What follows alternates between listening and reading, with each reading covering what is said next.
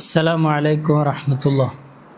ബിസ്മില്ലാഹി വൽഹംദുലില്ലാഹി വസ്സലാത്തു വസ്സലാമു അലാ അഷ്റഫി റസൂലില്ലാഹി വഅലാ ആലിഹി വസഹ്ബിഹിൽ ഫായിസീന ബിറളില്ലാഹി അമ്മാ ബഅദ്. മുത്തുനബി സല്ലല്ലാഹു അലൈഹി വസല്ലമ തങ്ങളുടെ ആസാറുകൾ കൊണ്ട് മഹാന്മാരായ സ്വഹാബത്തും താബിഉകളും ശേഷം വന്ന തബഉ താബിഉകളുമെല്ലാം ബറക്കത്തെടുക്കുകയും അതിനെ ആദരിക്കുകയും ഏറെ മൂല്യവത്തായി കാണുകയും ചെയ്ത വ്യത്യസ്തമായ ധാരാളം സംഭവങ്ങൾ കഴിഞ്ഞ ദിവസങ്ങളിലായി നാം അറിയാനും പഠിക്കാനും ശ്രമിച്ചു. ഈ സംഭവങ്ങളെല്ലാം വിവരിക്കുന്നിടത്ത് മഹാനായ ഇമാം ഇബ്നു ഹജർ അൽ അസ്ഖലാനി റളിയല്ലാഹു അൻഹു, ഇമാം നവവി റളിയല്ലാഹു അൻഹു അടക്കമുള്ള ധാരാളം പണ്ഡിതന്മാർ ഈ സംഭവങ്ങളെല്ലാം നബി സല്ലല്ലാഹു അലൈഹി വസല്ലമ തങ്ങളുടെ ആസാറുകൾ കൊണ്ട് ബറക്കത്തെടുക്കാം എന്നതിന് മാത്രമല്ല, മഹാന്മാരായ സ്വാലിഹീങ്ങളുടെ ആസാറുകൾ കൊണ്ടും ബറക്കത്തെടുക്കാം എന്നതിന് തെളിവാണ് എന്ന് പറഞ്ഞ ഉദ്ധരണികളും നാം അറിഞ്ഞു.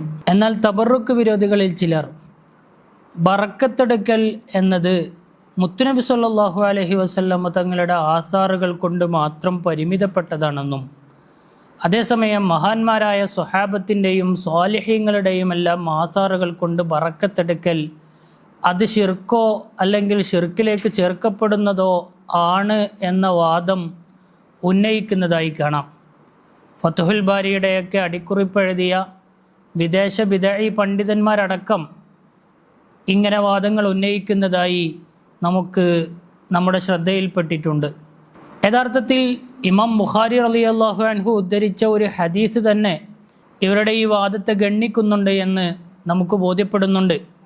മഹാനായ ഇമാം ബുഖാരി അവിടുത്തെ സ്വഹീഹിൻ്റെ ബാബു മൗത്തി യൗമിൽ ഇസ്നൈൻ എന്ന അദ്ധ്യായത്തിൽ കൊണ്ടുവരുന്ന ഒരു ഹദീസ് കാണാം.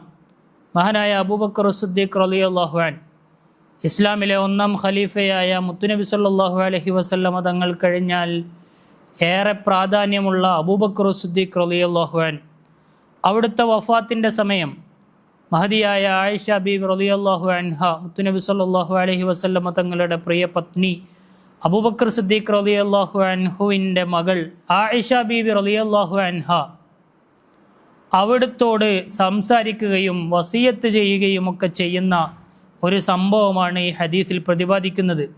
മഹാനായ അബൂബക്കർ സിദ്ദീഖ് റളിയല്ലാഹു അൻഹു അവിടുത്തെ ധരിച്ചിരുന്ന, രോഗമായി കിടന്നിരുന്ന സമയത്ത് ധരിച്ചിരുന്ന വസ്ത്രത്തിലേക്ക് നോക്കിക്കൊണ്ട് പറയുന്നുണ്ട് ആയിഷ ബീവിയോട്, യഗ്സിലു സൗബി ഹാദ, ഈ വസ്ത്രം കൊണ്ടുപോയി കഴുകണം, വസീദു അലൈഹി സൗബൈൻ, അതിനോടൊപ്പം 2 വസ്ത്രങ്ങൾ കൂടെ ചേർത്ത് ഫകഫിനൂനി ഫിഹ, ആ വസ്ത്രങ്ങളിൽ എന്നെ കഫൻ ചെയ്യണമെന്ന് ആയിഷ ബീവിയോട് ആവശ്യപ്പെടുകയാണ്.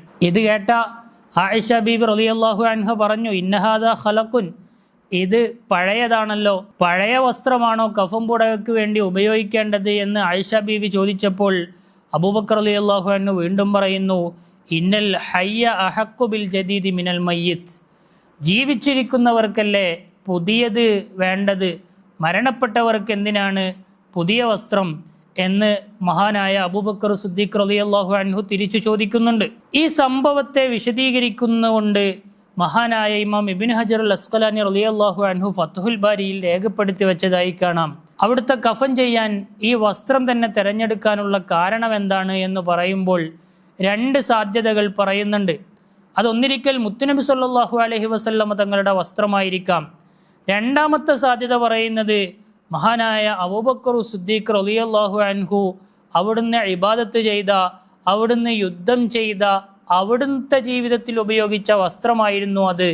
അതുകൊണ്ടാണ് മഹാനവറുകൾ ആയിഷ ബീവി റളിയല്ലാഹു അൻഹയോട് തന്നെ കഫൻ ചെയ്യാൻ വേണ്ടി ഈ വസ്ത്രം ഉപയോഗിക്കണമെന്ന് പറഞ്ഞത് എന്ന് പറയുന്നുണ്ട്.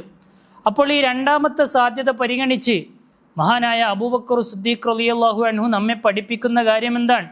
നബി സല്ലല്ലാഹു അലൈഹി വസല്ലമ തങ്ങളുടെ ആസാറുകൾ കൊണ്ട് ബറക്കത്തെടുക്കാം എന്ന് മാത്രമല്ല, മഹാനായ അബൂബക്കർ സിദ്ദീഖ് റളിയല്ലാഹു അൻഹു അവിടുന്ന് നിസ്കരിച്ച, അവിടുന്ന് ആരാധന നിർവഹിച്ച വസ്ത്രം, ആ വസ്ത്രത്തെ ബറക്കത്തെടുക്കാനും അതിൽ തന്നെ കഫൻ ചെയ്യണമെന്ന് മഹാനായ അബൂബക്കർ സിദ്ദീഖ് റളിയല്ലാഹു അൻഹു നിർദ്ദേശിക്കുന്നതിലൂടെ മഹാന്മാരായ സ്വാലിഹീങ്ങളുടെ ആസാറുകൾ കൊണ്ട് ബറക്കത്തെടുക്കാമെന്നും അതിനു പുണ്യമുണ്ടെന്നും നമ്മെ പഠിപ്പിക്കുകയാണ് ചെയ്യുന്നത്.